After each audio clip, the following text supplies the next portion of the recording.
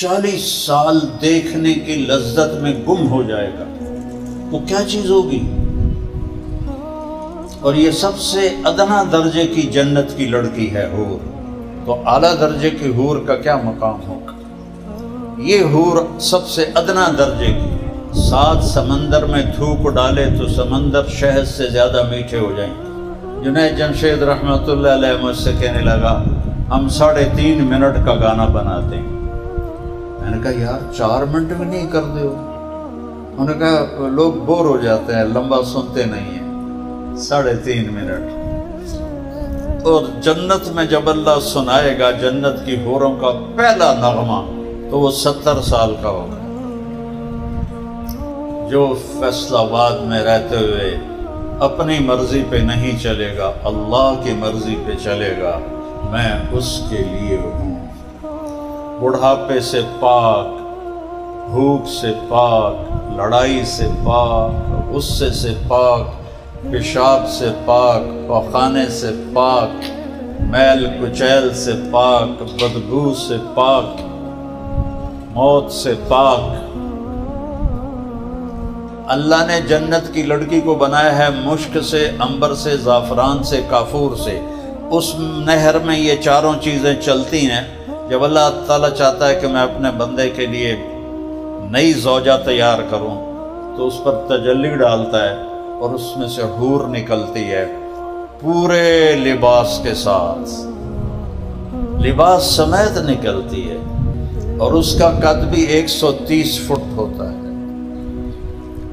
جنت کی سب سے بڑی نعمت اللہ کا دیدار ہے، سب سے بڑی نعمت۔ اور اللہ تعالیٰ جنتیوں سے، میرے نبی نے فرمایا ان اللہ یتجلی للناس عامۃ ولابی بکر خاصۃ، اللہ تعالیٰ سارے جنتیوں کو دیدار عام کرائے گا اور ابو بکر صدیق کو دیدار خاص کرائے گا۔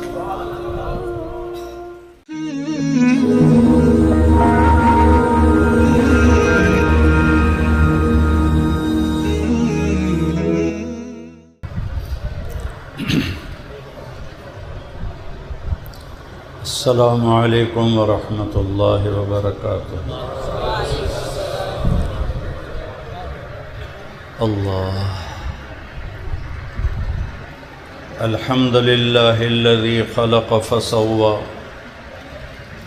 والذی قدر فہدى، الحمد للہ الذی من فی السماء عرشہ وفی الارض سلطانہ وفی البحر سبیلہ وفی الجنة رحمتہ وفی النار عقابہ، واشہد ان لا الہ الا اللہ وحدہ لا شریک لہ، واشہد ان سیدنا و مولانا محمدا عبدہ ورسولہ۔ اما بعد، اعوذ باللہ من الشیطان الرجیم، بسم اللہ الرحمن الرحیم۔ الف لام را، کتاب انزلناہ الیک لتخرج الناس من الظلمات الی النور، وقال تعالی قد جاءکم من اللہ نور وکتاب مبین، وقال النبی صلی اللہ تعالی علیہ وسلم یا ابا سفیان جئتکم بکرامت الدنیا والآخرہ، وقال النبی صلی اللہ تعالی علیہ وسلم ترکتکم علی محجۃ بیضاء لیلها کنہارها لا یزیغ عنها الا ہالک، او کما قال صلی اللہ تعالی علیہ وسلم۔ میرے محترم بھائیوں، دوستوں، عزیزوں، بچوں، بیٹوں،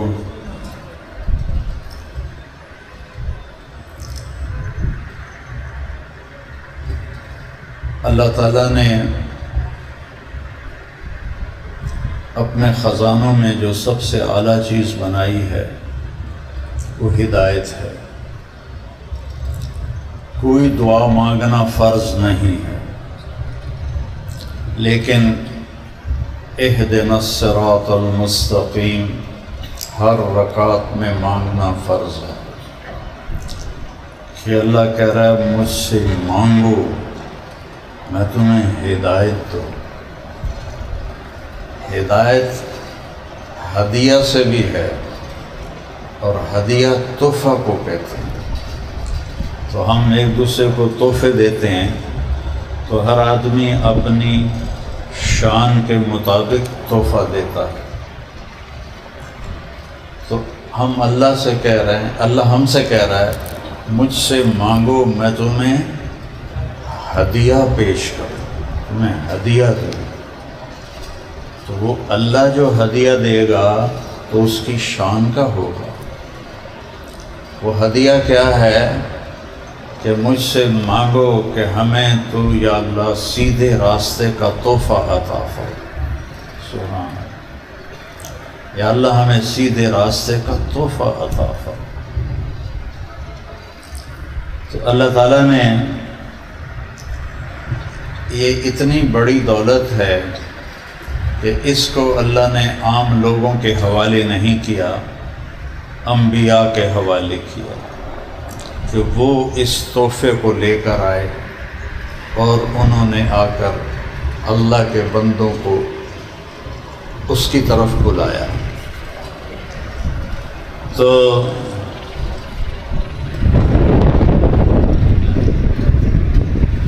جنہوں نے اسے قبول کیا وہ کامیاب ہو گئے، جنہوں نے رد کیا وہ ناکام ہو گئے۔ پھر خدا سمندر سے نکلی ہوئی چوٹی کو بھی کہتے ہیں۔ پہاڑ ہوتا ہے، پہاڑ کی چوٹی باہر نکل جاتی ہے پانی سے، اور پھر سورج کی شعاع سے وہ چمکتی بھی ہے، اس کو خدا کہتے ہیں۔ اس زمانے میں کمپاس نہیں تھے، کمپیوٹر نہیں تھے، رات کو ستاروں کو دیکھ کے سفر کرتے تھے سمندر کا، اور دن میں پہاڑ کی چوٹیوں ان کی نشانی ہوتی تھی کہ یہ جو چوٹی ہے یہ نشانی ہے جد مڑ جانے کی، یہ نشانی ہے عقبہ مڑ جانے کی، یہ نشانی ہے یمبو مڑ جانے کی۔ تو وہ ان چوٹیوں کو سامنے رکھ کر پھر اپنا جہازوں کا رخ قائم کرتے تھے۔ جو اس سے بھٹک جاتا تھا پھر وہ سمندر کی موجوں کے حوالے ہو جاتا تھا، اور جو اس کو سامنے رکھ کے اپنے جہاز کا رخ قائم کرتا تھا وہ منزل تک پہنچ جاتا تھا۔ تو انسانیت کے اس سمندر میں ہم سب کشتیاں ہیں اور دنیا ایک سمندر ہے، اور اس میں جو چوٹی ہے جس کو دیکھ کر ہم نے سفر کرنا ہے وہ قرآن ہے، وہ قرآن ہے، وہ قرآن ہے۔ ذالک الکتاب لا ریب فیہ، وہ قرآن ہے جو شک و شبہ سے بالا ہے۔ تو اللہ تعالیٰ نے آدم علیہ السلام سے اپنے دین کو اتارنا شروع کیا اور ہمارے نبی پر آ کر یہ آیت اتاری، الیوم اکملت لکم دینکم واتممت علیکم نعمتی ورضیت لکم الاسلام دینا۔ الیوم، آج، الیوم بعد میں آنا چاہیے، اکملتو کے پہلے لائے ہیں، الیوم نہیں، اکملت الیوم یہ ہونا چاہیے نحو کا قاعدہ، الیوم پہلے ہے۔ یہ مطلب یہاں بتانا ہے کہ یہ کام آج ہو رہا ہے، آج سے پہلے کبھی نہیں ہوا۔ پھر دینکم بعد میں ہے، لکم پہلے ہے، یہ بتا رہا ہے کہ یہ کام صرف تمہارے لیے ہو رہا ہے، تم سے پہلے اور کبھی کسی کے لیے نہیں ہوا۔ اور اتممت علیکم نعمتی، اور علیکم کا لفظ بتا رہا ہے کہ یہ وہ نعمت ہے جو تم سب کے لیے میں نے برابر کر دی ہے۔ بازار میں لوگ بیٹھتے ہیں، کوئی تھوڑا کماتا ہے، کوئی زیادہ کماتا ہے، کوئی اگلا بھی اپنا ضائع کر کے گھر واپس آ جاتا ہے، کوئی 1 سے 10 ملیں بنا لیتا ہے، کوئی 10 سے 1 پہ آ جاتا ہے، وہ 1 بھی چلی جاتی ہے۔ تو دنیا میں نحن قسمنا بینہم معیشتہم، دین میں علیکم سب کے لیے ہے، سب کے لیے ہے۔ اور اکملتو کا مطلب ہوتا ہے کہ تمام صفات اس میں پوری کر دی ہیں، اور اتممتو کا مطلب ہوتا ہے سارے اجزاء پورے کر دیے ہیں۔ ایک شخص جیسے طاؤس یمانی جو تھے، وہ اندھے بھی تھے، لنگڑے بھی تھے، لولے بھی تھے اور کالے بھی تھے، حبشی، لیکن وہ اتنے کامل تھے کہ سلیمان بن عبد الملک جیسا طاؤس نے عطاء بن ابی رباح کالے، اندھے، لنگڑے، لولے، اور سلیمان بن عبد الملک جیسا جابر بادشاہ ان کے سامنے ایسے عطیات کی شکل میں بیٹھتا تھا۔ وہ کامل تھے، تمام نہیں تھے۔ ایک آدمی بڑا صحت مند ہے اور وہ مسٹر ایشیا ہے، لیکن صفات سے خالی ہے، تو وہ کامل نہیں ہے، وہ تمام ہے۔ تو میرے اللہ نے ہمیں خوشخبری سنائی کہ میں نے جو اپنے حبیب کو دین دیا ہے، یہ صفات میں بھی کامل ہے اور اجزاء میں بھی کامل ہے، اجزاء میں بھی مکمل ہے اور صفات میں بھی مکمل ہے۔ لہٰذا ان الدین عند اللہ الاسلام، اب بس یہی دین چلے گا اور سب دین منسوخ ہو گئے۔ وَمَن يَبْتَغِ غَيْرَ الْإِسْلَامِ دِينًا فَلَن يُقْبَلَ مِنْهُ وَهُوَ فِي الْآخِرَةِ مِنَ الْخَاسِرِينَ، کہ یہ دین ہی ہے اسلام جو اللہ کے ہاں قبول ہے، اس کے علاوہ جو بھی کسی دین کو اختیار کرے گا ناکام ہو جائے گا۔ تو اللہ تبارک و تعالیٰ نے دین کا ایک ذرہ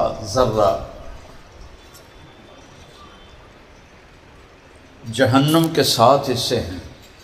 سب سے پہلا حصہ جہنم ہے، وہ اہل ایمان کے لیے ہے جو کبیرہ گناہ کرتے مر گئے اور توبہ نہ کی، اس جہنم میں جائیں گے۔ باقی اللہ جسے معاف کرے وہ الگ بات ہے۔ اس میں جو سب سے آخری انسان، پہلے ہمارے نبی سفارش کریں گے اور 3 دفعہ جہنمیوں کو نکال کے جنت میں ڈالیں گے، پھر 4تھی دفعہ کہیں گے یا اللہ میں پھر جانا چاہتا ہوں، ابھی میری امت کے لوگ باقی ہیں، تو اللہ فرمائیں گے نہیں اب میری باری ہے، تیری ختم۔ تو اللہ 3 لپ بھر کے جہنم سے ایمان والوں کو جنت میں ڈالیں گے، لیکن ایک شخص اتنے کمزور ایمان والا ہوگا کہ وہ اس میں بھی نہیں آئے گا، اللہ نکالے گا، اس میں بھی اس کا نمبر نہیں لگے گا، میرے نبی نکالیں گے اس میں بھی ان کا نمبر نہیں لگے گا۔ وہ اللہ کے نبی نے فرمایا میں دیکھ رہا ہوں اس کو ابھی جہنم سے نکلتے ہوئے، اس کا نام ہوگا جوہینہ، اس کا قبیلہ ہوگا جوہینہ، اور جب اس کی سزا کا وقت ختم ہوگا تو جبریل کو آواز آئے گی جہنم سے، یا حنان و یا منان، تو اللہ سے عرض کریں گے یا اللہ ایک آواز آ رہی ہے یا حنان و یا منان، اللہ فرمائیں گے ایک میرا بندہ ابھی تک اٹکا ہوا ہے، اس کے پاس ایمان کا اتنا چھوٹا ذرہ ہے جو کسی کو نظر نہ آیا، صرف اللہ کو پتہ ہے کہ اس کے اندر ایک ذرہ ایمان ہے۔ تو اللہ تعالیٰ فرمائیں گے جاؤ مالک سے کہو، مالک دوزخ دا تھانے دار اس کو نکالے، تو وہ چکر لگا کے آئے گا اور کہے گا جہنم نے ایک جھٹکا دیا ہے جہنمیوں کو، تو پتہ نہیں اس کو کہاں پھینکا ہے، مجھے نہیں سمجھ میں آ رہا کدھر ہے۔ تو جبریل اللہ سے کہیں گے، اللہ فرمائیں گے فلاں کونے فلاں پتھر کے نیچے پڑا ہوا ہے۔ تو مالک جائیں گے اس پتھر کو اٹھائیں گے، وہ پتھر کے نیچے منہ کے بل پڑا ہوگا اور آگ نے اسے گھیرا ہوگا اور وہ کہہ رہا ہوگا یا حنان و یا منان۔ تو جبریل اس کو وہاں سے نکالیں گے اور اس کو نہر حیات میں ڈالیں گے، جس سے وہ سارے اس کی سیاہی کالک دور ہو جائے گی۔ پھر اللہ تعالیٰ اس سے کہیں گے چل جنت میں چلا جا۔ جب وہ جنت میں جائے گا تو اللہ ایک درجہ اور اوپر دکھا دے گا، یہ چھوٹا وہ بڑا۔ اب آدمی تو حریص ہے، لالچی ہے، تو تھوڑی دیر تو صبر کرے گا، پھر کہے گا یا اللہ جو جنت دے ہی دیتی ہے تو او دے دے جڑی اتے ہے۔ تو اللہ تعالیٰ فرمائیں گے پھر تو اور تو نہیں مانگے گا مجھ سے؟ کہیں گے نہیں تیری قسم میں بالکل نہیں مانگوں گا۔ تو اللہ اسے وہاں پہنچا دیں۔ تھوڑی دیر کے بعد اس کو ایک اور درجہ دکھائیں گے، جب وہ اس کو دیکھے گا تو وہ اس سے بھی خوبصورت ہوگا۔ تب تھوڑی دیر تو صبر کرے گا، پھر اما نہیں میں رہ نہ سکا، پھر کہے گا یا اللہ جنت تو دے دیتی ہے تو اے بھی دے دے، تینوں کیڑی اوکھ ہے؟ تو اللہ تعالیٰ فرمائیں گے تو کہہ رہا تھا میں آئندہ نہیں مانگوں گا، کہ نہیں یا اللہ تیری قسم اب نہیں مانگتا۔ اللہ اس کو وہاں پہنچا دیں گے۔ کچھ دیر گزرے گی تو اللہ ایک اور درجہ دکھا دیں گے، اب یہ اس کا اصل ٹھکانہ ہے۔ جب وہ اسے دیکھے گا تو ساری شے انہوں حقیر نظر آئے گی۔ سزوکی والے کے قریب سے مرسڈیز گزر جائے تو سزوکی والا تو ویندا ہی رہ جاندہ نا، ہائے ہو گئی۔ تو اب اس کو وہ اتنا بڑا خوبصورت درجہ نظر آئے گا، تھوڑی دیر تو صبر کرے گا، پھر کہے گا، پھر اب ڈرے گا کہ کئی دفعہ میں نے قسم توڑی ہے، وعدہ توڑا ہے، اب اگر میں مانگوں تو کہیں ریورس گیئر نہ لگ جائے، میں نے دوزخ نہ سٹ دے وے۔ تو اب اس کے اندر کشمکش چل رہی ہے، مانگنے کو جی چاہتا ہے اور اللہ سے ڈر رہا ہے، اور اللہ تو اندر کے بھید جانتا ہے، تو وہ نہیں بولے گا۔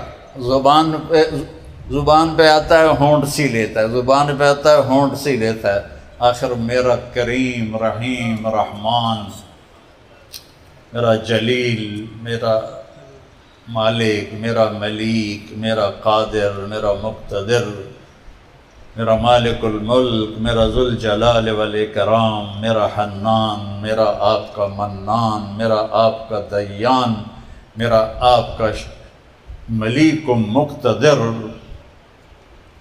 بندے میرے کی گل ہے، مانگتا کیوں نہیں؟ آئے ہے کہے گا، اللہ کہے گا میرے بندے مانگتا کیوں نہیں؟ کہ یا اللہ ڈر لگ رہا ہے، اتنی قسمیں توڑی ہیں، حلفت فیک حتی استحییت، اب میں نے اتنی قسمیں توڑی ہیں کہ اب مجھے شرم آ رہی ہے کہ میں آپ سے مانگوں۔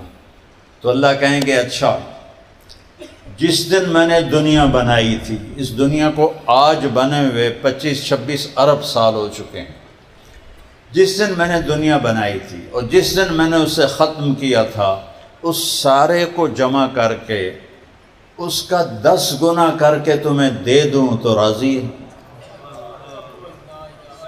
یہ کس ایمان کی قیمت لگی ہے؟ اس ذرے کی جو اللہ کے سوا کوئی نہیں دیکھ سکا، اللہ کی نظر کے سوا کسی کی نظر میں وہ ذرہ نہیں آیا، اب اس کی قیمت لگ رہی ہے، دے دوں؟ وہ کہے گا یا اللہ میرے نال حادثہ نہ کر، اس کو یقین نہیں آئے گا، یا اللہ میرے نال حادثہ نہ کر۔ اللہ تعالیٰ فرمائیں گے بلا انا علی ذالک قدیر، بے شک میرا بندہ میں اس پہ قادر ہوں، چل۔ اب جب وہ جائے گا اور دروازہ کھلے گا تو اس کا جو نوکر ہوگا اتنا حسین کھڑا ہوگا کہ اس کے آگے ایسے جھکے گا جیسے ہم بڑوں کے سامنے تھوڑا جھکتے ہیں. ہمارے جنوبی پنجاب میں گوڑوں کو ہاتھ لگاتے ہیں. وہ کہے گا ماہ حضور کیا ہوا، آپ کیا کر رہے ہیں؟ وہ کہے گا تم فرشتے نہیں ہو؟ کہے گا نہیں نہیں نہیں نہیں نہیں، میں تو آپ کا ادنا سا نوکر ہوں. اچھا. اس کو لے کے چلے گا، آگے کارپٹ بچھا ہوگا. کتنا لمبا؟ 40 سال کوئی مسلسل دنیا میں چلتا رہے تو جتنا سفر وہ طے کرے گا اتنا لمبا وہ قالین بچھا ہوا ہوگا، اور اس کے دونوں طرف 80,000 نوکر کھڑے ہوں گے.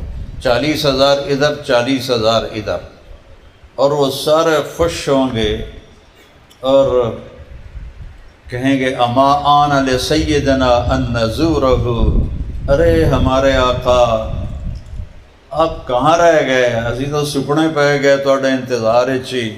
وہ کہے گا شکر کرو میں آ گیا جی، میں بڑے لطر کھا کے آ رہا ہوں.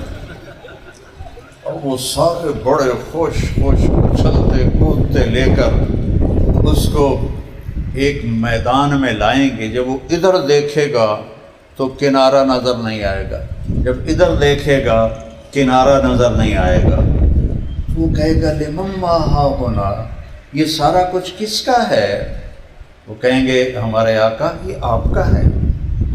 اس کو تخت پہ بٹھائیں گے جو موتیوں سے، ہیروں سے، زمرد سے، یاقوت سے، سونے چاندی سے بنا ہوگا.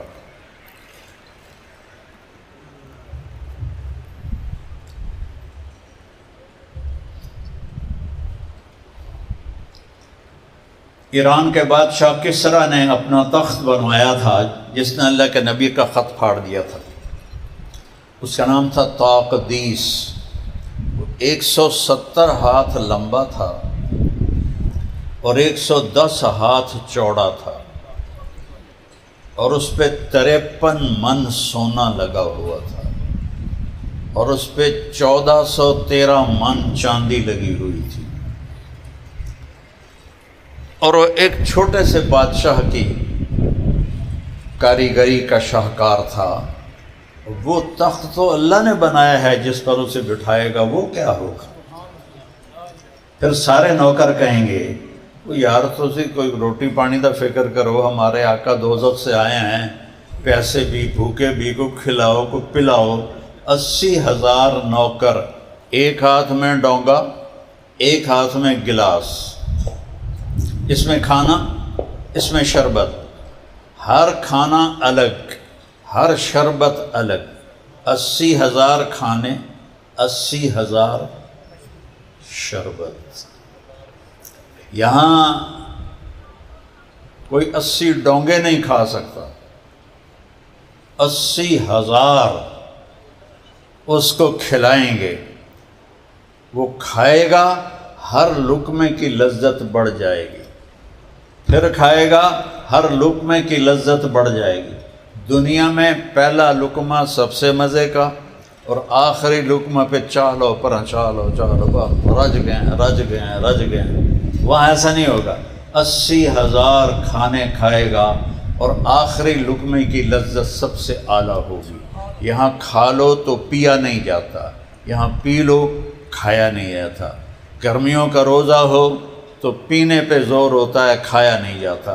سردیوں کا روزہ ہو تو کھانے پہ زور ہوتا ہے، پیا نہیں جاتا. 80,000 ڈونگے کھانے کے بعد کوئی گنجائش ہے نہیں. 80,000 شربت. یہ گلاس نہیں ہوں گے جڑا میں نے سمجھ دیندہ پہ،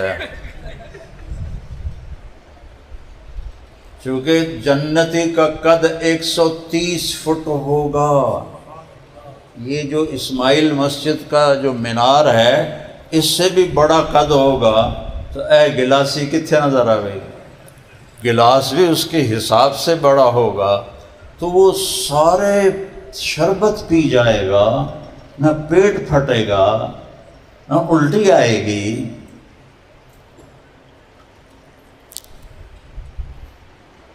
ایک ہمارے جاننے والے تھے، کسی نے کہا کہ اے 7 اپ دا ڈالا جڑا پی لوے نا انہوں 1000 روپے انعام. یہ بہت پرانی بات ہے. 80 اس میں 1000 روپے بہت بڑا جگہ میں پیواں 1 2 3 4 پیندا گیا. جب آخری کھول کے منہ میں ڈالی تو ساتھ ہی الٹی ہوئی اور سارا باہر. وہاں 80,000 شربت کے ایڈے گلاس تو ہون کے میرے خیال وہ سارے پی جائے گا اور سارا کچھ کھا جائے گا. نہ پیشاب آئے گا نہ پخانہ آئے گا، نہ چورن لینا پڑے گا، نہ کوئی معجون لینی پڑے گی، نہ کوئی ٹیبلٹ لینی پڑے گی، نہ کوئی کھٹے ڈکار آئیں گے، نہ کوئی تھوک آئے گا، نہ کوئی ناک سے نزلہ گرے گا، اور ایک ڈکار کے ساتھ ہر شے ہضم. تو کھانے اور پینے کا مزہ تو واقعی اس سے بڑا آئے گا جو دوزخ کے لتر کھا کے آیا ہو. تو پھر کہیں گے آقا آپ اپنی بیگم سے مل لیں، تو وہ ایک دم غائب ہو جائیں گے. وہ ایسا نہیں ہوگا کہ اے جاندے پہنتے او جاندے پہنتے او جاندے پہن، وہ یوں ہوگا اور سارے غائب ہو جائیں گے. تو اس کے وہ سامنے سمجھے گا کوئی نظارہ ہے جنت کا، لیکن ایسے ایسے حرکت شروع ہو جائے گی اس نظارے میں. تو وہ کیا ہوگا، وہ پردہ ہوگا، وہ ایسے ایسے ہٹنا شروع ہوگا، ایسے ایسے وہ ہٹتا جائے گا ہٹتا جائے گا ہٹتا جائے گا. تو کیا دیکھے گا کہ اسی جیسے تخت پر ایک لڑکی ایسے ٹیک لگا کے ایسے ٹانگیں ایسے لمبی کر کے ایسے. وہ تو جب اس کو دیکھے گا تو اودیاں اکھیاں اتھے ٹکیاں رہ جاؤں گیاں، نہ ادھر دیکھے گا نہ ادھر دیکھے گا نہ جھپکے گا، ایسا نہیں کرے گا.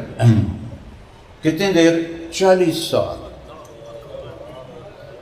40 سال دیکھنے کی لذت میں گم ہو جائے گا. وہ کیا چیز ہوگی؟ اور یہ سب سے ادنا درجے کی جنت کی لڑکی ہے حور. تو اعلیٰ درجے کی حور کا کیا مقام ہوگا؟ یہ حور سب سے ادنا درجے کی 7 سمندر میں تھوک ڈالے تو سمندر شہد سے زیادہ میٹھے ہو جائیں گے. میرا تقریباً ہر بڑے سمندر میں سفر ہوا، تو میں جب بھی دیکھتا ہوں کڑوے، کبھی سمندر کے پانی سے وضو بھی کیا ہے تو کڑوا زہر پانی، اور جنت کی عورت کو تھوک آتا ہی نہیں، پر چلو زور لا کے کوئی تھوک کرے، کوئی 2-4 ایسی قطرے گریں تو میرے رب کی عزت کی قسم جس نے ہمیں یہاں جمع کیا ہے، اس کی وہ تھوک کی جو ہوا ہے نا، اس کے ساتھ جو 1-2 قطرے گرے ہیں، 7 سمندر شہد سے زیادہ میٹھے ہو جائیں گے. سبحان اللہ. اس کے بول میں کیا مٹھاس ہوگی، اس کے نغمے میں کیا مٹھاس ہوگی. کبھی وہ کہے گا مجھے تم گانا سناؤ، تو جنت کے درخت ساز بن جائیں گے، ہوا موسیقار بن جائے گی، ہوا سر بنائے گی، اور درختوں سے وہ سر نکلیں گے، پتوں سے، ٹہنیوں سے، شاخوں سے، پھولوں سے، پھلوں سے وہ سر نکلیں گے، اور اس کے ساتھ وہ گائے گی. وہ ہزاروں برس بھی بیٹھ کے سنتا رہے، رب ذوالجلال کی قسم اس کا مزہ ختم نہیں ہوگا. جنید جمشید رحمۃ اللہ علیہ مجھ سے کہنے لگا ہم 3.5 منٹ کا گانا بناتے ہیں. میں نے کہا یار 4 منٹ بھی نہیں کر دے ہو. انہوں نے کہا لوگ بور ہو جاتے ہیں، لمبا سنتے نہیں ہیں. 3.5 منٹ. اور جنت میں جب اللہ سنائے گا جنت کی حوروں کا پہلا نغمہ تو وہ 70 سال کا ہوگا. اب جب پھر وہ کہے گی یا ولی اللہ اما لک فینا من رغبت، ارے اللہ کے ولی تجھے میری حاجت کوئی نہیں، اور ویکھنتے ہی ٹپائی جانا سارا ٹائم. پھر اس کو ہوش آئے گا، ایسے کہے گا من انتی، بی بی کون ہے تو؟ کہے گی تیری زوجہ، تیری حور، انا من اللواتی خبین لک، تیرے لیے چھپائی گئی ہوں. پھر تو وہ دوڑ لگائے گا اور ہوا میں اڑتا ہوا جائے گا، اور جا کر جو اس کو جو جفی ڈالے گا یہ 70 سال کی جب بھی ہوگی معانقے کی لذت لیتا رہے گا تو اس کے بوسے کی لذت کیسی ہوگی؟ ادنا ایمان کا ذرہ اس اور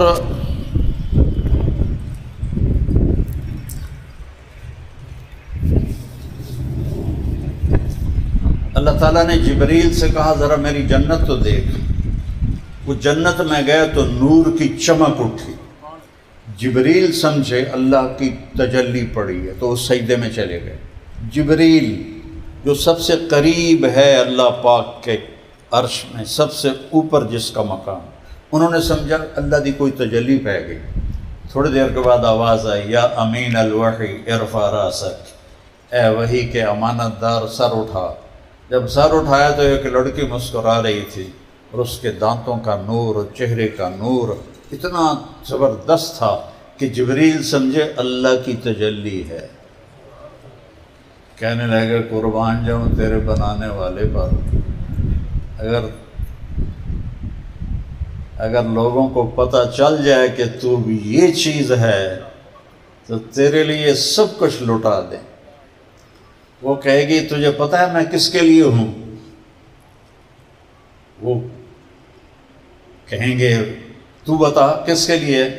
کہ لمن آثر مرضات اللہ علی ہواہ، جو فیصلہ آباد میں رہتے ہوئے اپنی مرضی پہ نہیں چلے گا، اللہ کی مرضی پہ چلے گا، میں اس کے لیے ہوں۔ بڑھاپے سے پاک، بھوک سے پاک، لڑائی سے پاک، غصے سے پاک، پیشاب سے پاک، پاخانے سے پاک، میل کچیل سے پاک، بدبو سے پاک، موت سے پاک۔ نحن الخالدات فلا نموت ابدا۔ اور پیدا کیسے ہوتی ہیں؟ ایسا نہیں کہ وہاں کے جو جنت میں غلام ہیں ان کی اللہ شادیاں کرتا ہے، اس سے حوریں پیدا ہوتی ہیں، ایسا نہیں۔ جنت میں ایک نہر ہے، اس کا نام ہے بیدخ، وہ موتیوں سے ڈھکی ہوئی ہے، اس کے اندر مشک، عنبر، زعفران، کافور چلتا ہے۔ اللہ نے ہمیں آگ، پانی، مٹی، ہوا سے بنایا۔ دیکھو کیسے انسان بنے بیٹھے ہیں، باتیں کر رہے ہیں، دیکھ رہے ہیں، سن رہے ہیں، کھا رہے ہیں، پی رہے ہیں۔ اللہ نے جنت کی لڑکی کو بنایا ہے مشک سے، عنبر سے، زعفران سے، کافور سے۔ اس نہر میں یہ چاروں چیزیں چلتی ہیں۔ جب اللہ تعالیٰ چاہتا ہے کہ میں اپنے بندے کے لیے نئی زوجہ تیار کروں تو اس پر تجلی ڈالتا ہے اور اس میں سے حور نکلتی ہے پورے لباس کے ساتھ، لباس سمیت نکلتی ہے، اور اس کا قد بھی 130 فٹ ہوتا ہے، 130 فٹ، اور 100 جوڑے پہنے ہوتے ہیں اس نے، اور اس کے جو لہنگا ہوتا ہے وہ 3 میل کے دائرے میں گھوم رہا ہوتا ہے، 3 میل کے دائرے میں۔ یہ جو شادی پہ دلہن کو پہناتے ہیں تو بیچاری کدی ایدو نپ دیے، کدی ایدو نپ دیے، وہ تو کل ٹریا بھی نہیں جاندہ، تو اس کا جو وہ لہنگا ہوگا وہ 3 میل کے دائرے میں گھوم رہا ہوگا، اور 130 فٹ اس کا قد ہے، اور اس کے سر کے بال چوٹی سے لے کر پاؤں کی ایڑی کا بوسہ لے رہے ہوں گے، 130 فٹ لمبے بال ہوں گے، اس میں موتی، ہیرے، یاقوت ہوں گے، جوئیں نہیں ہوں گی، لکھا نہیں ہون گیا، جواں نہیں ہون گیا، اس میں ہیرے موتی ہوں گے، اس میں خشکی نہیں ہوگی، ڈینڈرف نہیں ہوگی، اس میں ایسی خوشبو ہوگی کہ جب وہ یوں کرے گی نا اور اس کے بال لہرائیں گے تو پوری جنت میں خوشبو کے حلے آنے لگ جائیں گے۔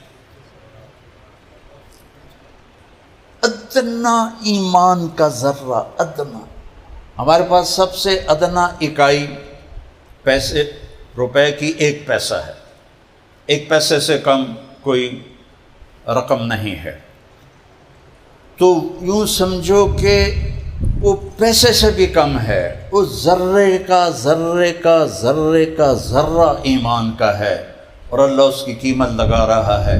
پورا ایمان لے کر جانے والا کیا ہوگا اس کی؟ جنت کی سب سے بڑی نعمت اللہ کا دیدار ہے، سب سے بڑی نعمت۔ اور اللہ تعالیٰ جنتیوں سے، میرے نبی نے فرمایا ان اللہ یتجلی للناس عامۃ ولابی بکر خاصۃ، اللہ تعالیٰ سارے جنتیوں کو دیدار عام کرائے گا اور ابو بکر صدیق کو دیدار خاص کرائے گا۔ اور میرے نبی نے فرمایا میرے بیٹے حسن حسین جنت کے نوجوانوں کے سردار ہیں، اور میری بیٹی فاطمہ جنت کی عورتوں کی سردار ہے، اور علی کا مرتبہ حسن حسین سے بھی اوپر ہے۔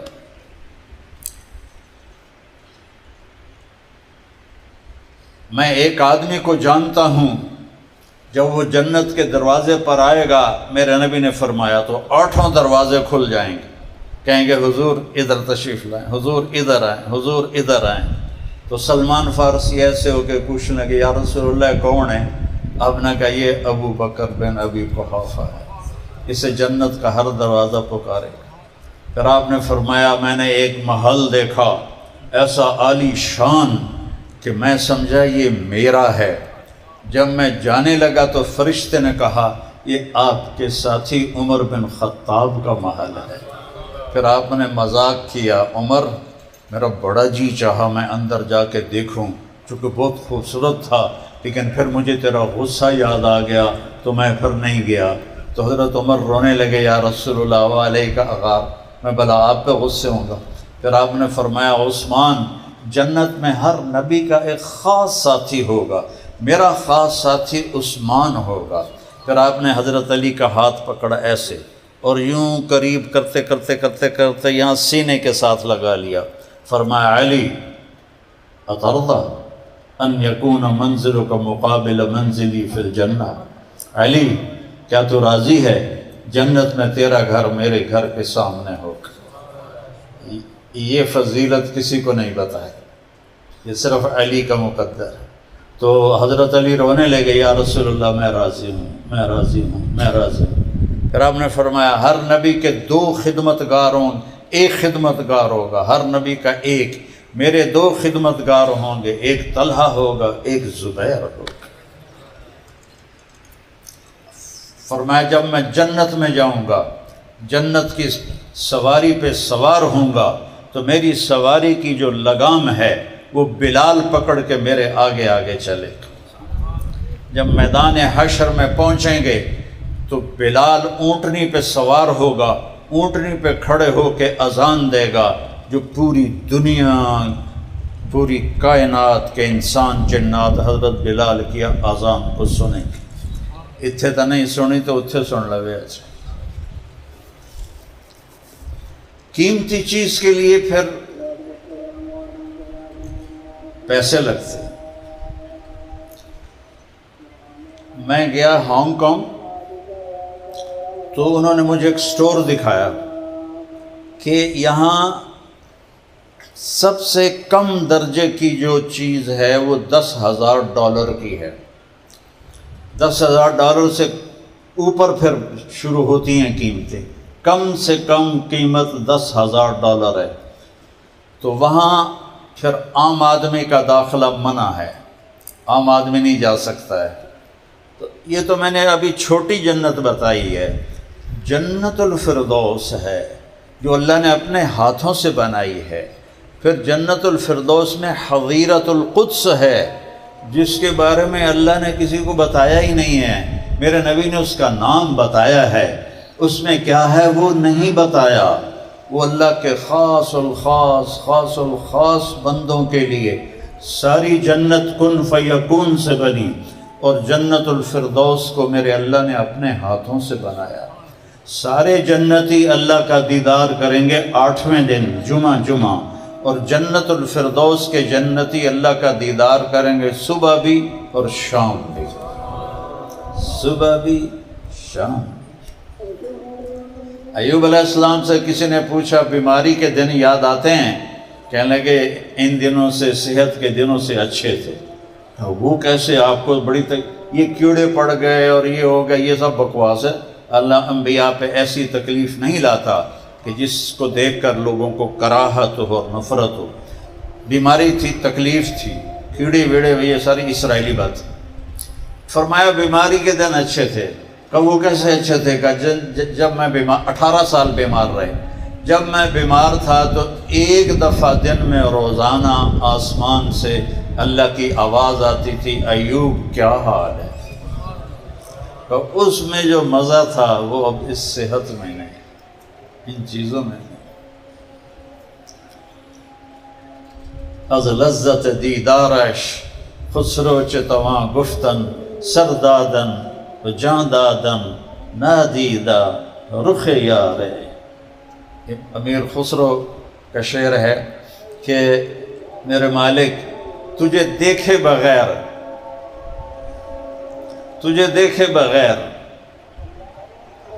جانیں قربان کر دیں، سر کٹا دیے، جسم ادھیڑ دیے گئے، آگ میں جلا دیے گئے، پانی میں بہا دیے گئے. تیرے عشق میں تجھے دیکھے بغیر یہ حال کیے، جب تجھے دیکھیں گے تو کیا حال ہوگا. اس جگہ تک پہنچانے کے لیے اللہ نے آخر میں ہمارے نبی پاک صلی اللہ تعالی علیہ وسلم کو بھیجا اور اس مبارک مہینے میں بھیجا.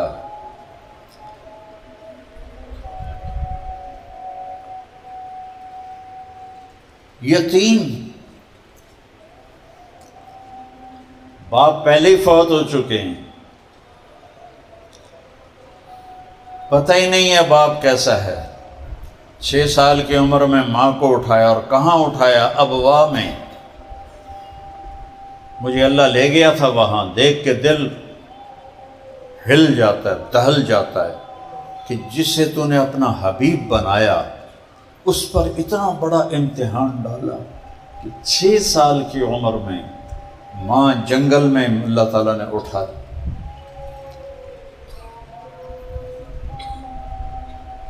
اور اسی مہینے سے اسلام کی سربلندی شروع ہوئی. پیدائش اور اس کے لیے جلسے جلوس اور میلادیں بہت منائی گئیں، لیکن آج میں ربیع الاول کی وہ چیز بتانے لگا ہوں جس سے اسلام بلند ہوا. جب حضرت ابو طالب اور حضرت خدیجہ رضی اللہ عنہ کا انتقال ہو گیا نبوت کے 10ویں سال، تو آپ تنہا ہو گئے. تو ابو لہب نے کہا بھتیجے فکر نہ کر، اب میں تیری کفالت کروں گا. 40 دن گزرے تھے، ابو جہل آ گیا، اے تجھے شرم نہیں آتی کفالت کرتے ہوئے؟ جبکہ اس کی کتاب کہتی ہے تبت یدا ابی لہب و تب. تو اس کا میٹر گھوم گیا اور اس نے بیت اللہ میں آ کے اعلان کیا میرا محمد سے کوئی واسطہ نہیں صلی اللہ علیہ وسلم. اس کے بعد پھر آپ پہ جو گزری سو گزری. آپ کوہ صفا پہ بیٹھے تھے، ابو جہل آیا اور آپ کو گالیاں دینے لگا. آپ چپ کر کے بیٹھے رہے، وہ گالیاں دیتا رہا، پھر آپ چپ کر کے بیٹھے رہے، پھر وہ گالی دیتا رہا، چپ کر کے بیٹھے، پھر اس نے آپ کو تھپڑ مارے، آپ چپ کر کے بیٹھے، پھر اس نے سوٹی اٹھائی اور ڈنڈے سے آپ کو مارنا شروع کیا اور آپ ایسے مار کھاتے رہے، خون بہتا رہا اور آپ مار کھاتے رہے. یہ سارے واقعات حضرت ابو طالب کے بعد کے. تو آپ نے پھر حج کے قافلوں میں محنت شروع کی کہ من یووینی من ینصرنی، کوئی ہے جو میری مدد کرے اور مجھے اپنے پاس لے جائے، اور میں حتی ابلغ رسالات ربی، اور میں اپنے رب کا پیغام پہنچاؤں. تو وہ قبیلوں والے کہتے ما فعل بک قومک، تیری قوم کا تمہارے ساتھ کیا معاملہ ہے؟ تو آپ فرماتے ہم اول من کذبنی، انہوں نے سب سے پہلے مجھے جھٹلایا ہے. تو کہتے پھر ہم تمہیں کیسے ساتھ لے کر جائیں جبکہ تیری اپنی قوم نے تجھے جھٹلا دیا ہے. تو بنو حنیفہ کے پاس آپ گئے تو کہنے لگے بیٹھ جاؤ، ہمارا سردار آتا ہے تو وہ بات کرے گا. جب ان کا سردار آیا تو انہوں نے کہا یہ کہاں سے آ گیا ہے؟ یہ دو جہان کے سردار بیٹھے ہیں، اللہ کے حبیب بیٹھے ہیں، یہ کہاں سے آ گیا؟ کہ پورے اس حج کے مجمع میں کوئی سب سے زیادہ نحوست والا ہے معاذ اللہ تو وہ یہ شخص ہے۔ کہ اٹھو، اگر میری قوم نے تجھے نہ بٹھایا تھا تو میں تیرا یہیں سر اڑا دیتا۔ آپ بڑے ٹوٹے دل کے ساتھ اٹھے اور اونٹنی پر سوار ہوئے۔ جب آپ نے اونٹنی کو کھڑا کیا تو اسی بدبخت نے پیچھے سے نیزہ مارا تو وہ اونٹنی اچھلی اور آپ اونٹنی کے اوپر سے پتھروں پہ آ کر گرے اور آپ کی کمر میں ساری چوٹیں لگیں، خون نکلا۔ یہ سب چچا کے بعد ہو رہا ہے۔ اور آپ پھر اسی وجہ سے آپ تشریف لے گئے طائف کہ شاید طائف میں میری بات چل جائے، وہاں بھی پتھروں کے سوا کچھ نہ ملا۔ اور کیا درد بھری دعا ہے کہ اللہم انی اشکو الیک ضعف قوتی وقلت حیلتی وہوانی علی الناس۔ یا اللہ، آج میں تیرے سامنے گلہ کرتا ہوں، تو نے میرے ساتھ کیا کر دیا، تو نے مجھے کن کے حوالے کر دیا۔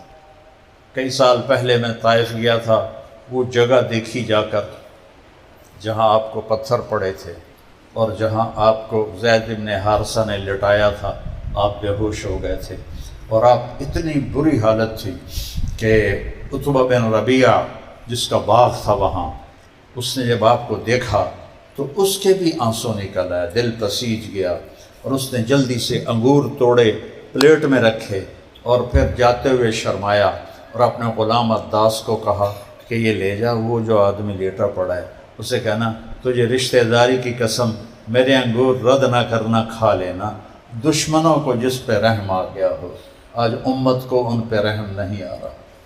خرافات کو دین بنا لیا ہے، رسم و رواج کو دین بنا لیا ہے، نمازوں کی چھٹی ہے، سچائی کی چھٹی ہے، دیانتداری کی چھٹی ہے، زنا کے اڈے ہیں، شراب کے اڈے ہیں، قتل و غارت ہے، جھوٹ دھوکہ ہے، رشوت ہے۔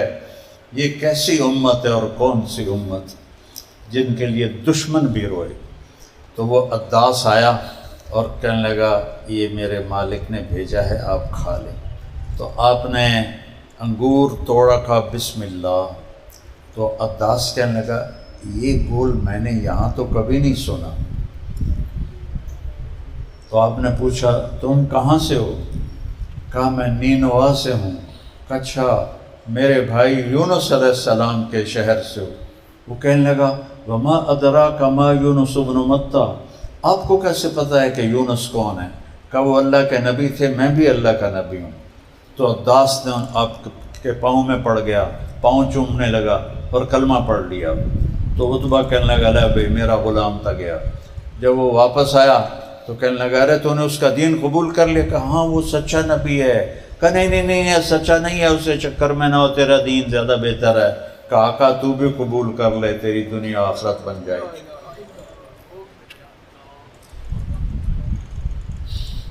تو نبوت کا 11واں سال تھا اور آپ مینا میں گشت کر رہے تھے اور یہ شدید گرمی ستمبر کا مہینہ تھا، رات کا وقت تھا۔ ایک جگہ آپ کو 6 نوجوان نظر آئے بیٹھے ہوئے باتیں کرتے ہوئے۔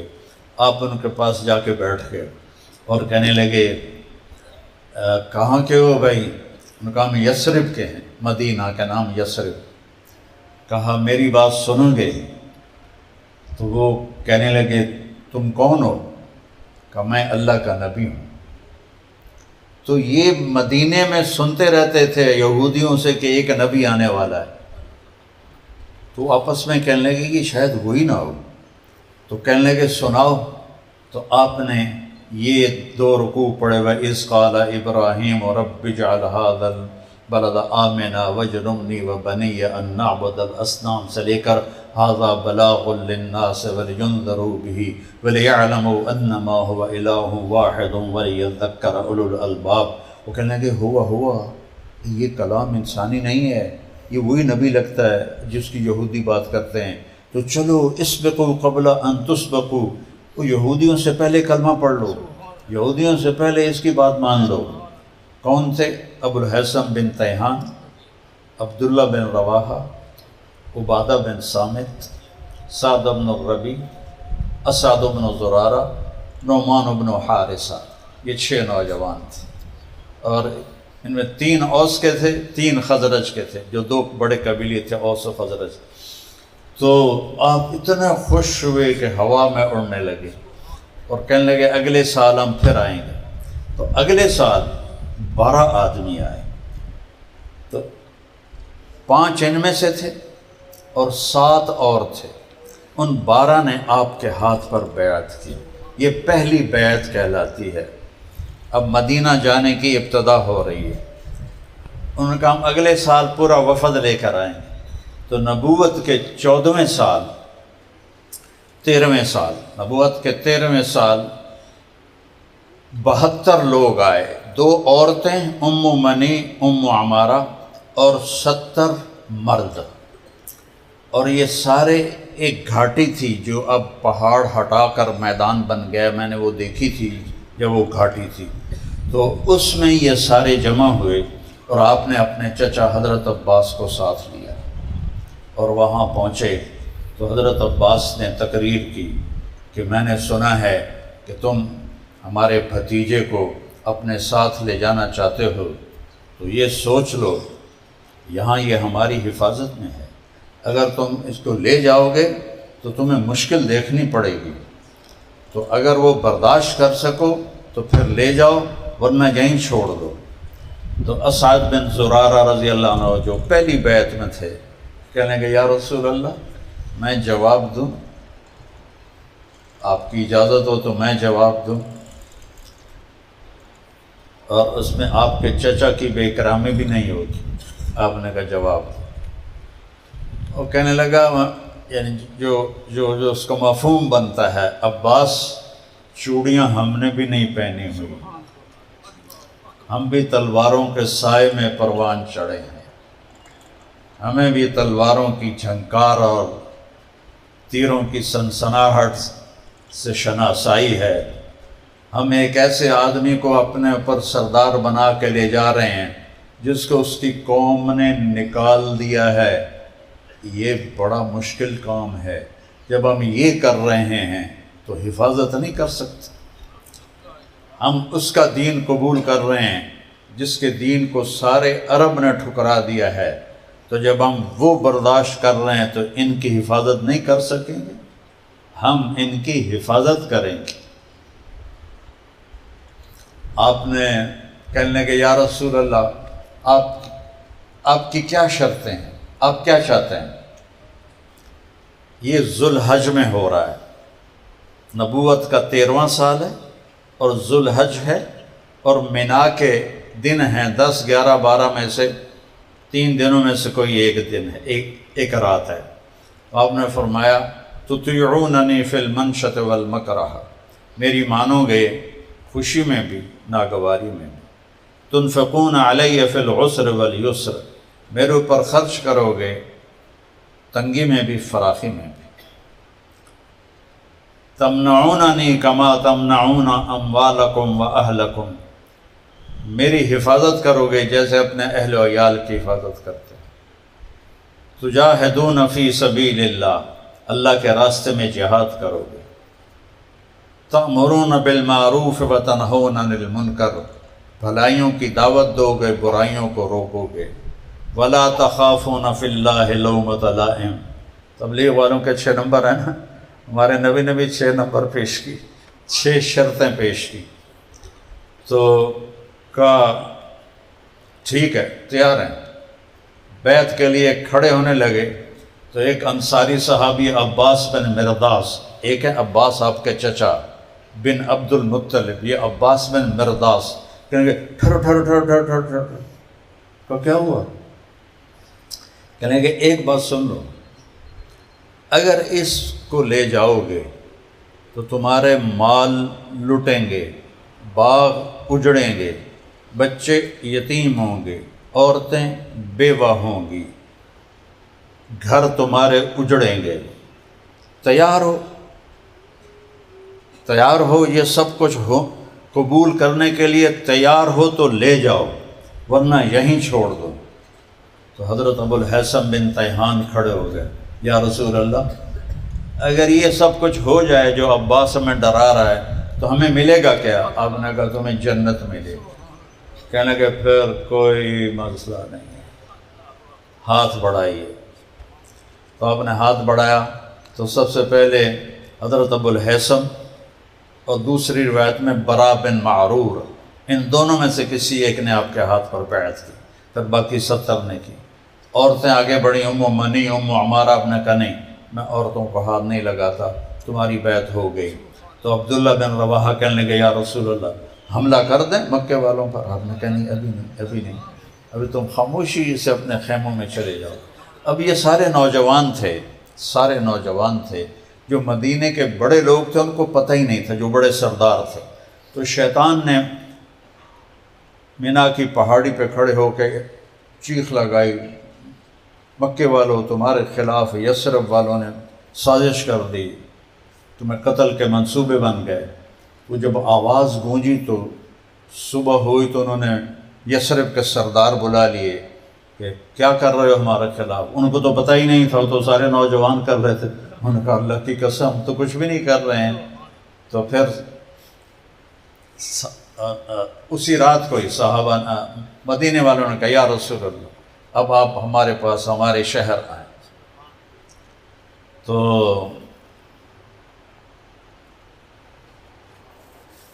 آپ نے کہا اچھا انشاءاللہ، جب اللہ اجازت دے گا۔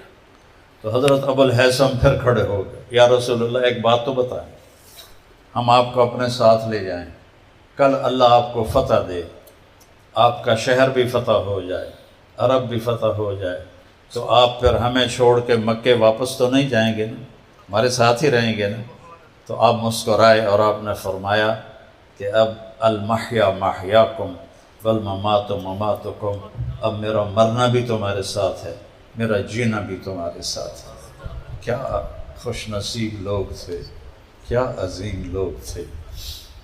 وہاں پھر یہ ترکوں نے مسجد بنا دی تھی اس جگہ پر، تو وہاں میں نے جا کے، ہمارے بلڈنگ قریب تھی تو میں وہاں عصر کی نماز وہاں جلدی ہوتی ہے، میں پیدل 3-4 کلومیٹر تھا، چلتا چلتا وہاں پہنچ گیا، وہاں بیٹھ گیا۔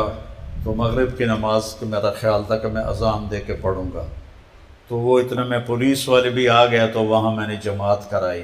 اس جگہ پر مجھے یہ شرف حاصل ہے کہ جہاں میرے نبی کے ساتھیوں نے بیعت کی تھی وہاں میں نے مغرب کی جماعت کروائی۔ تو جب محرم کا مہینہ آیا اور 14واں سال شروع ہو گیا تو اللہ کی طرف سے حکم آیا کہ اب ہجرت کی جائے۔ اب لوگ ہجرت کرنے لگے، صحابہ چھپ چھپ کے۔ ابو بکر نے اجازت مانگی، آپ نے کہا نہیں۔ تو کہنے لگے کیا میں آپ کے ساتھ جاؤں گا؟ کہنے لگے ہاں تم میرے ساتھ جاؤ گے۔ تو وہ رونے لگے، کہنے لگے میں نے ایک اونٹنی بھی پالی ہوئی ہے اسی کام کے لیے، آپ کو ہدیہ دوں گا۔ کہا نہیں میں اس کے پیسے دوں گا۔ حضرت عمر رضی اللہ عنہ نے اجازت مانگی، آپ نے دے دی۔ باقی سب چھپ چھپ کے جا رہے تھے۔ حضرت عمر نے ہتھیار سجائے، زرہ پہنی، ترکش میں تیر ڈالے، تلوار نیام میں ڈالی، نیزہ پکڑا اور ڈھال لٹکائی اور آ گئے بیت اللہ میں، آ کے طواف کیا۔ سارے قریش بیٹھے تھے، کہنے لگے جو یہ چاہے اس کی بیوی بیوہ ہو، بیٹے یتیم ہوں اور اس کی ماں روئے، آؤ میں جا رہا ہوں، مجھے روک کے دکھا دو۔ کوئی ایک بھی نہیں اٹھا، ایک۔ تو محرم گزر گیا، ہجرت چل رہی ہے۔ سفر گزر گیا، ہجرت چل رہی ہے۔ 27 سفر، جمعرات کا دن آپ ابو بکر صدیق کے گھر گئے، فرمایا کہ ہجرت کا حکم آ گیا۔ تو کہا میں آپ کے ساتھ ہوں، ہم نے کہا تم میرے ساتھ۔ تو کہا رات کے پچھلے ٹائم نکلیں گے ہم۔ ادھر قریش آپس میں اکٹھے ہوئے، انہوں نے مشورہ کیا کہ یہ ویسے قابو میں نہیں آئے گا، اسے قتل کر دو۔ تو ایک قبیلے، ہر قبیلے کا ایک آدمی گھیرا ڈال لے جب یہ گھر سے باہر نکلے تو اس کو قتل کر دو۔ اتنی ان میں بھی غیرت تھی کہ گھر کے اندر گھس کے نہیں قتل کرتے تھے، عورتوں کو نہیں قتل کرتے تھے، بچوں کو نہیں قتل کرتے تھے۔ یہاں دیکھو کہ مسجدوں میں گھس کے مار دیتے۔ بدبخت ہو گئے، امت کا نصیب سو گیا۔ تو آپ نے حضرت علی کو اپنی جگہ لٹایا صحن میں، اور پچھلی رات آپ اٹھے اور آپ نے مٹی اٹھائی، وَجَعَلْنَا مِن بَيْنِ أَيْدِيهِمْ سَدًّا وَمِن خَلْفِهِمْ سَدًّا فَغْشَيْنَاهُمْ فَهُمْ لَا يُبْصِرُونَ، ایسے پھینک، ہم نے ان کے آگے پیچھے دیواریں کھڑی کر دی، انہیں اندھا کر دیا، تو آپ ان کے بیچ میں سے گزر گئے، ان کو نظر ہی نہیں آیا۔ ہر ایک کی آنکھ میں وہ مٹی پڑی اور وہ ریت، اور سارے تھوڑی دیر کے لیے ان کو نظر آنا بند ہو گیا۔ تو شیطان نے نعرہ لگا، وہ نکل گیا جے، نکل گیا جے۔ تو انہوں نے دیکھا دروازے سے تو حضرت علی سوئے ہوئے تھے اوپر چادر لے کر، تاکہ پتہ نہ چلے۔ کہنے کہ نہیں ہوتا او پہ آیا، کہ چلو وٹا مارو۔ تو انہوں نے پتھر مارا تو حضرت علی نے ہائے کی، تو 3-4 پتھر مارے، وہ ہر دفعہ وہ زور سے لگتا، آپ کی ہائے نکلتی۔ جب صبح ہوئی تو وہ تو حضرت علی تھے، تو کہنے لگا تیرا بھلا ہو جائے، ہمیں تو رات کو شک پڑ گیا تھا کہ یہ محمد نہیں ہے، چونکہ اس کو جتنے بھی پتھر پڑتے تھے وہ ہائے نہیں کرتا تھا، تمہاری ہائے سے ہمیں شک پڑ گیا تھا کہ یہ وہ نہیں ہے، بتا کے ذرا ان کی پٹائی شروع کر۔ کہا میں اندر پہ آیا، میں نے کیا پتا کہ باہر جا کر دیکھو۔ تو اب وہاں سے نکلے تو ابوبکر صدیق نے کہا یا رسول اللہ، میں نے ایک غار تلاش کیا ہوا ہے، ہم پہلے وہاں جائیں گے، وہاں ہم جا کے چھپیں گے، پھر جب ہماری تلاش ذرا ٹھنڈی پڑے گی پھر ہم نکلیں گے۔ اب یہ راستہ ہے مدینے کا، اور یہ ہے غار ثور کا، یہ یمن کا راستہ ہے، یہ مدینے کا راستہ ہے۔ تو ابوبکر صدیق آپ کو لے کر چلے، اور ہمارے نبی پنجوں پہ چل رہے تھے، پنجوں پہ، کہ اس وقت کھوجی ہوتے تھے جو پاؤں کا نشان دیکھ کر آدمی تک پہنچ جاتے تھے۔ ہمارے دادا کا اونٹ گم ہوا تھا، اور ذمہ دار کی چوری ہونا اس وقت بڑی بےعزتی ہوتی تھی کہ بھئی فلانے میاں دی چوری ہو گئی۔ تو میرے دادا نے کھوجی کو لیا، اور 7 آدمی چلتے تھے، اور تلمبا سے چل کے ڈیرہ غازی خان جا کر وہ اونٹ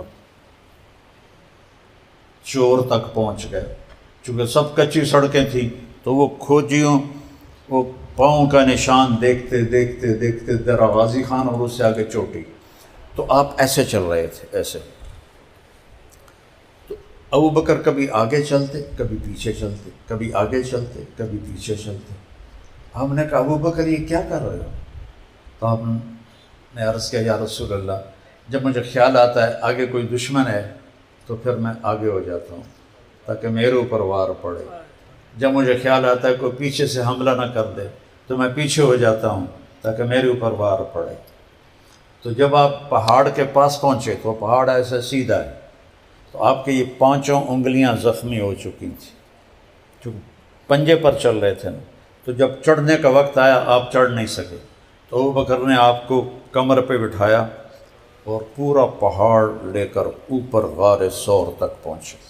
پھر آپ کو باہر کھڑا کیا، اندر جا کے غار کو صاف کیا، پتھروں سے سوراخ بند کیے، پھر پگڑی اتار کے پھاڑ کے سوراخ بند کیے، پھر بھی سوراخ تھے، کرتا پھاڑ کے سوراخ بند کیے، ایک سوراخ جس میں سانپ تھا اس کے اوپر ایڑی رکھ کہ یا رسول اللہ اندر آئیں۔ اندھیرے میں آپ کو پتہ نہیں چلا کہ ابوبکر کا نہ کرتا ہے نہ پگڑی ہے۔ جب تھوڑی سورج کی روشنی ہوئی، صبح کی روشنی ہوئی، تو آپ نے دیکھا ابوبکر تیری پگڑی تیرا کرتا کدھر گئے؟ تو ان کا یا رسول اللہ یہ سارے سوراخ تھے تو مجھے ڈر لگا کوئی اس میں چیز نہ ہو نقصان والی، تو میں نے پھاڑ پھاڑ کے سارے سوراخ بند کیے ہیں۔ ایک دم آپ کی آنکھوں میں آنسو آئے اور آپ نے ایسے ہاتھ اٹھائے، اللہ میں ابوبکر سے راضی ہوں، تو بھی اس سے راضی ہو جا اور اسے جنت میں میرا ساتھی بنا دے۔ ساتھ ہی جبریل آئے، یا رسول اللہ، اللہ تعالیٰ فرما رہے ہیں کہ آپ خوشخبری دے دیں ابوبکر کو کہ ہم اس سے راضی ہو گئے اور جنت میں آپ کا ساتھی بنا دیا ہے۔ اور وہاں وہ جو سانپ تھا وہ سانپ آپ کو ڈس رہا تھا، تو بعض علماء نے لکھا ہے کہ وہ جو سانپ تھا وہ اس لیے ڈس رہا تھا کہ ایڑی ہٹا مجھے بھی دیدار کرنے، وہ آپ کا دیدار کرنا چاہتا تھا، اس لیے وہ ڈس رہا تھا۔ تو جب آپ کے آنسو نکلے درد سے تو آپ کی گود میں تھا سر ہمارے نبی کا، تو آنسو چہرے پر پڑے تو آپ نے کہا کیا ہوا؟ اجی سانپ نے کاٹا۔ آپ نے ایسے تھوک لگایا، زہر سارا ختم ہو گیا۔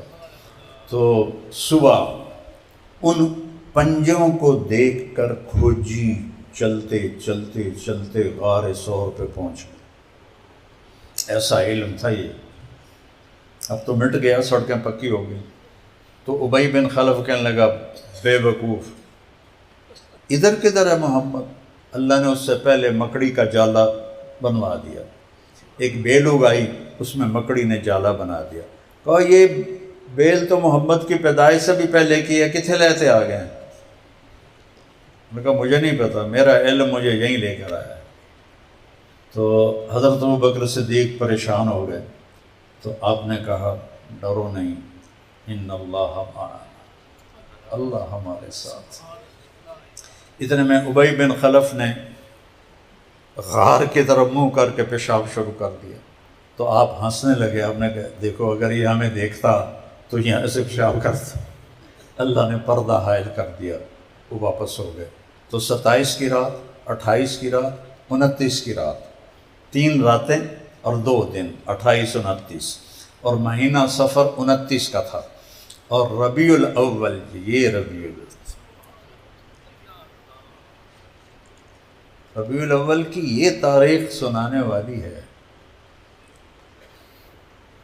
اپنے نبی کا تعارف نہ کروایا تو کیا منایا، اپنے نبی کی زندگی نہ اپنائی تو کیا جشن منایا۔ تو حضرت عبداللہ بن ابو بکر رضی اللہ تعالیٰ عنہ وہ آدھی رات کو آتے اور جو کچھ مکے میں مشورے چل رہے تھے وہ آپ کو سناتے، اور فجر سے پہلے اترتے اور چلے جاتے۔ عامر بن فہیرہ آپ کے غلام وہاں بکریاں چھوڑ دیتے تاکہ عبداللہ کے پیروں کے نشان مٹ جائیں، اور وہیں دیر تک بکریاں لے کے کھڑے رہتے۔ جب اندھیرا ہو جاتا پھر دودھ نکال کر اوپر پہاڑی پر لے جا کر آپ دونوں کو پیش کرتے اور آپ وہ نوش فرماتے۔ یکم ربیع الاول، ربیع الاول کو یوں بھی یاد کرنا چاہیے جو میں سنا رہا۔ یکم ربیع الاول، صبح صادق کے وقت آپ نکلے غار سے، اور ابوبکر صدیق کے غلام عامر بن فہیرہ وہ 3 اونٹنیاں لے کر آئے، اور عبداللہ بن اریقت ابوبکر صدیق کے دوست تھے، کافر تھے لیکن صحرائی راستوں کو جانتے تھے، وہ رہبر بنے۔ آپ نے مکے کو دیکھا ایسے تو وہ کہیں ٹمٹماتے چراغوں کی لو نظر آ رہی تھی، تو آپ نے دیکھ کر بڑی حسرت سے کہا یا مکۃ ما اطیبک من بلد واحبک الی لولا ان قومی اخرجون منک لما سکنت غیرک۔ اے مکہ تو مجھے کتنا پیارا ہے، تو مجھے کتنا محبوب ہے، کاش میری قوم مجھے نہ نکالتی، میں تمہیں چھوڑ کے کبھی نہ جاتا۔ اسی وقت اللہ نے قرآن اتارا، ان الذی فرض علیک القرآن لرادک الی معاد۔ میرے محبوب ایک دن آئے گا آپ کا رب آپ کو شان کے ساتھ مکے واپس لائے۔ تو پھر آپ 8 دن کا سفر کر کے 8 ربیع الاول کو آپ قباء پہنچے، اور 22 ربیع الاول کو مدینے کے، اچھا جس دن آپ پہنچے نا تو آپ کی داڑھی کالی تھی، ابوبکر صدیق کی داڑھی کالی سفید۔ تو جب مدینے والے آئے تو انہوں نے دونوں کو دیکھا، بھائی ان میں نبی کون ہے؟ مظفر گڑھ میں میرا بیان تھا اور میں پہلی دفعہ گیا تھا، وہاں مرکز کا افتتاح تھا، تو رائمنڈ سے میری تشکیل ہوئی تھی۔ تو میرے ساتھ راجہ امیر سلطان رحمۃ اللہ علیہ ہمارے علاقے کے بڑے زمیندار تھے، وہ بھی تھے، ہماری زمیندارہ جماعت میں چلتے تھے۔ ان کا اتنا چوڑا چہرہ، لال سرخ رنگ، بڑی پگڑی باندھتے تھے، چٹی سفید داڑھی اور ایسے بڑے ڈیل ڈول والے، اور میں اسی وجود میں تھا۔ تو ایک آدمی آیا اور ہمیں دیکھنے لگا، کبھی مجھے دیکھے کبھی انہیں دیکھے۔ اب وہ اندازہ لگا رہا تھا کہ ان میں مولانا طارق جمیل کون ہے، کبھی ادھر دیکھے کبھی ادھر دیکھے، کبھی ادھر دیکھے کبھی ادھر دیکھے۔ پھر اس نے سوچا ہے سکا جا تو ہو نہیں سکتا، اے جڑا بیٹھا ہے وڈا پگڑ ہے تے چٹی داڑھی، یہ ہے مولانا طارق جمیل۔ اس نے اس کے ساتھ مصافحہ کیا، میرے ساتھ کیا ہی کوئی نہیں۔ جب نکل گئی میں راجہ صاحب جس لئے میں ممبر تے بان آیا نا، پھر اس بڑا پچی ہونا بھی اے میں کی تھا، مصافحہ ہی غلط ہو گیا۔ تو جب آپ قباء پہنچے تو مدینے والے آئے تو انہوں نے دیکھا ایک کی کالی داڑھی ہے، ایک کی سفید اور کالی ہے، تو انہوں نے سمجھا کہ یہ چٹی داڑھی والا ہی نبی ہوگے گا۔ سارے ابوبکر سے مصافحے شروع ہو گئے۔ انہوں نے نہیں بتایا کہ میں نہیں ہوں۔ مصافحہ کا رش پڑھنا اتنی تکلیف والی چیز ہے کہ یہ مجھے پتہ ہے یا میرے رب کو پتہ ہے۔ تو وہ مصافحے ہوتے رہے اور وہ بھی مصافحے کرتے رہے اور آپ آرام سے بیٹھے رہے۔ تھوڑی دیر کے بعد آپ پر دھوپ آئی، آپ ایک چٹان کے نیچے تھے، ابوبکر دوڑ کے گئے اور آپ کے اوپر چادر کا سایہ کر دیا۔ تو پھر مدینے والوں کو پتہ چلا کہ ساڑھے تو مصافحے ہی غلط ہو گئے، نبی تو ہے بیٹھا ہے۔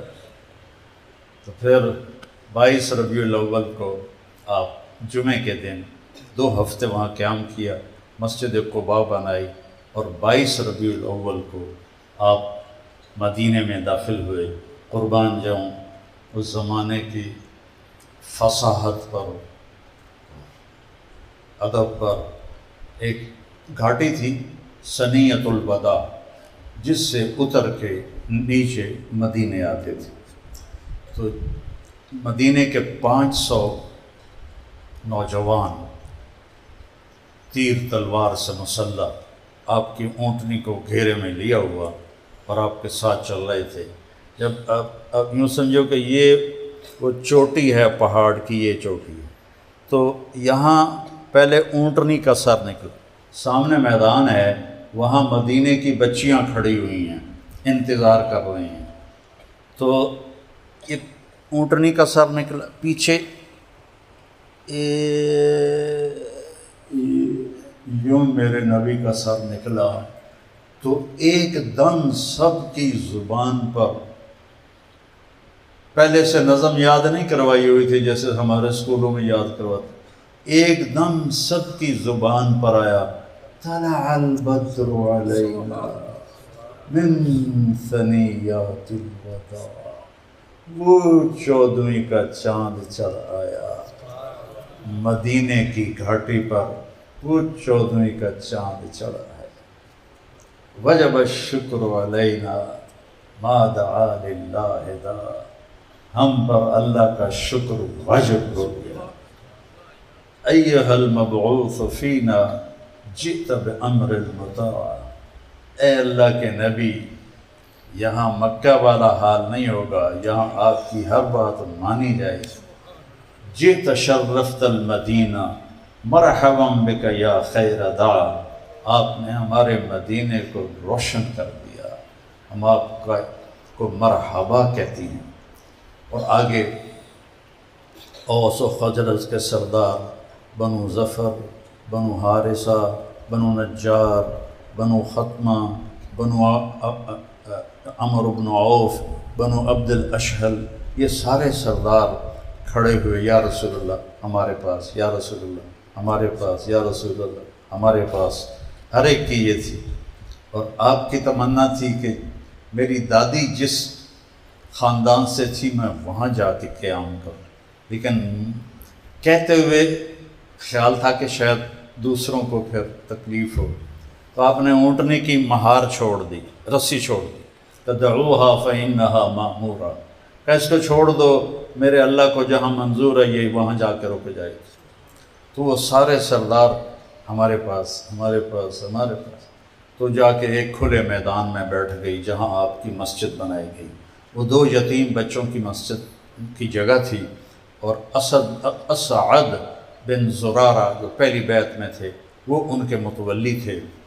تو یہ میں بات کی بات ابھی بتا دوں، یہاں آپ نے مسجد بنانے کا ارادہ فرمایا اور پتہ کروایا کہ یہ کس کی زمین ہے۔ تو حضرت اسعد بن زرارہ نے فرمایا کہ جی یہ ان یتیم بچوں کی ہے اور ہم آپ کو گفٹ کرتے ہیں، ہدیہ کرتے ہیں۔ کہ نہیں، یتیم کا مال ہم ہدیہ نہیں لے سکتے، قیمت لگواؤ۔ قیمت لگی 7 دینار، تو آپ نے فرمایا ہم آپ کو 9 دینار دیں گے، 9 دینار دیں گے۔ ہمارے یہاں جو بیچارہ کوئی پھنس جاتا ہے نا، تو ایک مجھے پراپرٹی ڈیلر کہنے لگا کہ یہ بڑی بڑی پارٹیوں والے مجھے آ کر کہتے ہیں کوئی مرغا تو نہیں پھنسیا، میرا دل کٹ کے رہ گیا۔ مرغا تو نہیں پھنسیا کیا مطلب؟ کہ کسی کو گھاٹا پڑ گیا ہے اور وہ اپنا گھر بیچنا چاہتا ہے یا فیکٹری بیچنا چاہتا ہے، تو اونے پونے میں خرید لیں ہم اسے۔ ایسی سنگ دلی آ گئی ہے۔